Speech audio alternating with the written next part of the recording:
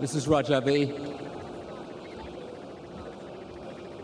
and brothers and sisters who love freedom and yearn for a free Iran. When we met in past years and MEK members were in Ashraf, we always spoke of the danger from Iraq, from Iranian agents in Iraq. The MEK at those times was still on the U.S. list of foreign terrorist organizations, a designation that never had any basis in fact and was made purely as an accommodation to the mullahs in a misguided and, of course, unsuccessful attempt to entice them into negotiations by designating their principal opposition, the MEK, as terrorists. We were told solemnly by the U.S. government that moving away from Ashraf to liberty was something that was in MEK's interest. We were told by representatives of our State Department that being near the Baghdad airport would make it easier to get people out to other countries. And we were also assured that there was an emergency plan. It was secret, it couldn't be disclosed, but we were told that there was a plan if an emergency developed. Yet now, when MEK finally pushed in the courts of the United States against State Department opposition and was removed from the list of foreign terrorist organizations, and now that MEK has done what the U.S. government asked and moved its members to liberty, the danger looks greater than ever. Remember how this started. MEK members gave up their weapons in 1993 when the United States invaded Iraq.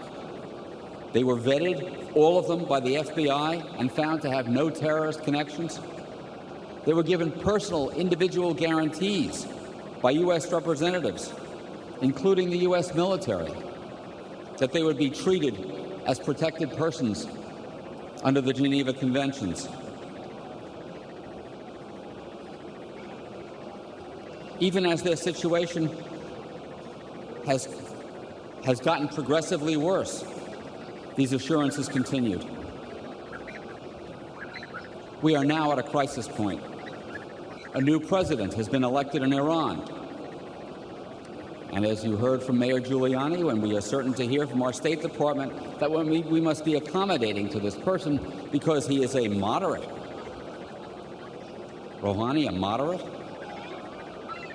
As you heard, he could not have stood for election without the approval of Khamenei and the other mullahs. He comes out of the security services. What can be done in the face of that?